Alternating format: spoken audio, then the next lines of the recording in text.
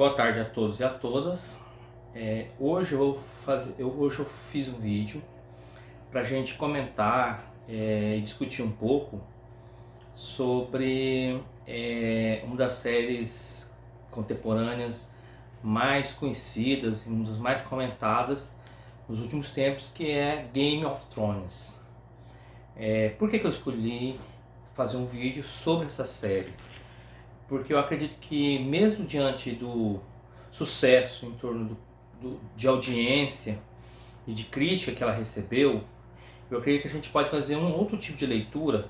Acredito que alguns já devem ter feito, mas eu resolvi fazer para tentar, de forma um pouco mais didática, tentar problematizar algumas questões que o Game of Thrones possui, e que a gente pode então discutir alguns temas que não estão presentes apenas na série, como a gente vai falar aqui durante o vídeo, mas que a série trouxe, né, e que muitas vezes passam despercebidos, né, esses temas. Enfim, como eu falei, a série teve bastante audiência, né, foi produzido pelo canal de televisão estadunidense HBO.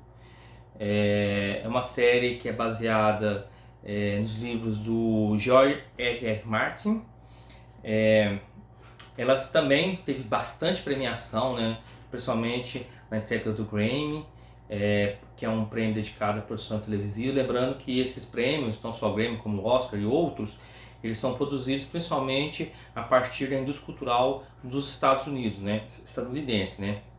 Por isso que, inclusive, isso é um dos instrumentos que a indústria cultural americana possui para conseguir sua hegemonia sobre o mundo, né?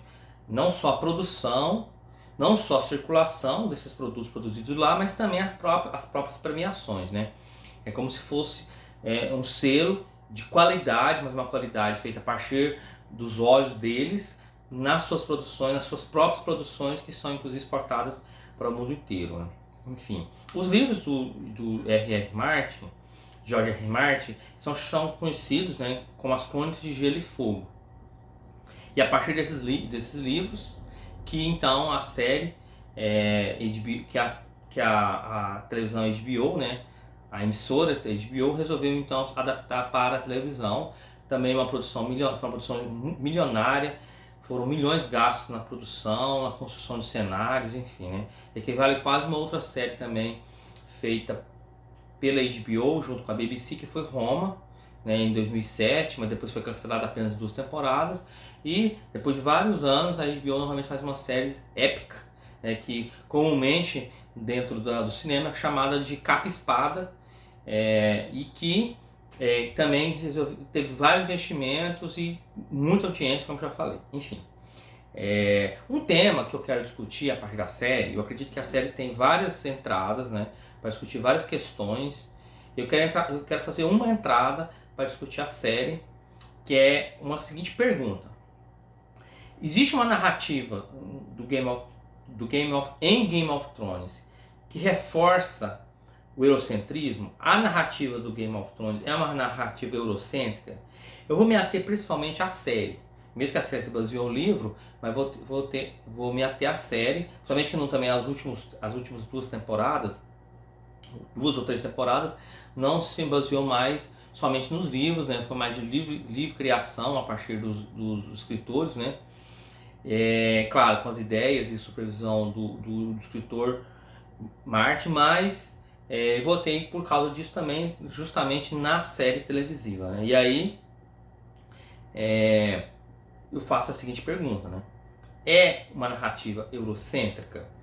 Uma das características importantes da série, talvez isso é um dos motivos do seu sucesso, colocando sucesso como audiência, é que ela se passa num mundo imaginário medieval, e ali tem todos os elementos presentes, né, de outras produções, seja cinematográficas, seja outras séries televisivas, enfim, que pega esse ambiente, utiliza esse ambiente medieval, da Europa medieval, especialmente da Europa medieval, onde tem reis, rainhas, disputas, dragões, e que incorpora, né, na série. Outras produções também fizeram isso, né? Seja Senhor dos Anéis, do Tolkien, seja Harry Potter, da Rowling, enfim. Esse ambiente da Europa medieval, ele é muito usado, essa narrativa, essa matriz narrativa, pode ser assim dizer, que eu chamaria de matriz narrativa, ela é muito forte presente nas produções, não somente dos Estados Unidos, né, porque também da própria Europa, mas é muito presente e que habita no imaginário do mundo ocidental, onde essas produções sobre a Idade Média são muito comuns, muito presentes, né? Isso talvez seja também um dos motivos que contribuiu, inclusive, para que a série, baseada nos livros, tivesse, inclusive, um alcance, um apelo muito grande ao público, né? Isso dados, inclusive, que se a gente pesquisar na internet, a gente vai conseguir os dados sobre essa audiência que a série, principalmente nos Estados Unidos, teve, mas também não só nos Estados Unidos, mas no mundo. Enfim, para a gente começar a desenvolver, né, já desenvolvendo, mas desenvolver essa discussão sobre essa narrativa eurocêntrica, interessante que no universo fictício criado pelo Martin, existem dois continentes, né? Existe Essos e Ésteros, né? Essos, Oriente, seria o mais oriental, e Ésteros seria um continente mais ao ocidente, né? Um mais ao leste e mais um ao oeste. Com isso eu lembro sobre até a obra do Eduardo Said, que é Orientalismo. Nessa obra do Eduardo Said, Orientalismo, ele vai discutir como que o Oriente é uma construção feita a partir do Ocidente, né? Isso eu também percebi nessa construção desses dois continentes, construídos no universo ficcional, como eu falei, do Martin. Enfim, aí quem tiver curiosidade, vale a pena ler a obra do Said, Orientalismo, na qual vai compreender um pouco do que eu estou querendo, inclusive, problematizar aqui, né? Uma das questões muito presentes na obra do Said, e que eu percebi também na construção narrativa do Martin, que foi, então, depois apropriada para a produção da série televisiva, né? Foi a questão de ver o Oriente, e aí no caso de Essos, que seria o continente mais a oeste, mais oriental, como um mundo exótico, um mundo mais exótico, né? Isso está muito presente na série, né? Muito mais exótico em relação a Ésteros, né? E eu acredito que isso ele utiliza inclusive esse exotismo presente em Ésteros para desenvolver inclusive vários elementos na sua narrativa, né? Esse mundo mais exótico, né? Inclusive uma das questões que eu vejo não é porque ele é exótico, mas que eu percebi como que a narrativa do Martin se apropria do imaginário ou de uma matriz eurocêntrica, é como que apenas em Essos existe a escravidão. Não a preponderância, mas muitos grupos de pele negra que habitam em Essos e não em Ésteros, né? Então essa contraposição entre Ésteros, que seria mais europeu, mais medieval, e Essos, não europeu, mais exótico, inclusive que ocorre ainda a escravidão, né? Que é uma prática social comum em Essos, né?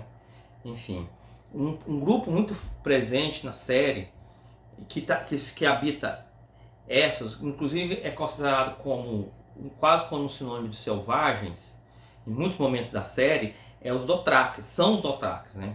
Eles estão presentes lá, contribuem inclusive para o desenvolvimento das últimas guerras que acontecem no final da série, e que eles habitam Essos, e percebem essa apropriação do autor para desenvolver a narrativa e ter esse olhar eurocêntrico na construção da narrativa.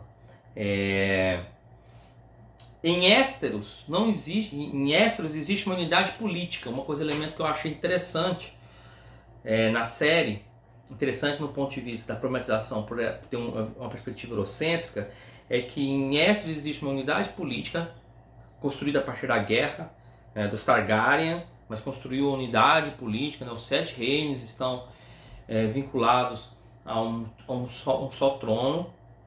Existe uma religião oficial, uma religião que contribui para o Estado, né, está ligada ao Estado, mas existe essa religião, uma religião do reino, existe uma unidade política, mesmo com um processo de sete reinos, de suceranagem, vassalagem, que é um elemento presente desse medievalismo que o Martin se apropria para construir a narrativa, né? Mas contrapõe a Essos, que não possui unidade política, né? Tem os Dothraques, como eu falei, tem várias cidades-estados que compõem o continente, né? São várias cidades-estados lá que compõem, Merin, Bravos, enfim, são várias cidades-estados que não têm essa unidade política, né? São diferentes e que não tem, então, não teria essa figura do rei como uma figura que vai dar coesão a um Estado, enquanto lá não existe o Estado, que é uma questão pertinente para mostrar como que o Martin produz essa visão, ou se apropria, né, na verdade, essa visão eurocêntrica. Inclusive os Dothraques são nômades, né? São nômades.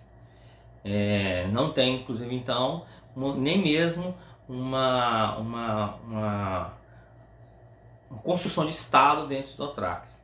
Inclusive, essa perspectiva mágica da religião está presente também em Essos. Em Esteros não teria uma religião mais mágica, enquanto em Essos a religião também é mágica. Enfim, também essa dualidade. Uma questão pertinente também é que mesmo em Esteros, eu achei também pertinente, que mesmo em Essos, existe uma muralha que separaria os chamados selvagens, que estão do outro lado da montanha, os que também não têm unidade política, mesmo que são liderados pelo rei além das montanhas, mas que não teriam uma unidade política, ou seja, não teriam um Estado, mas que vivem então além da muralha. E alguns dizem que inclusive Martin se apropria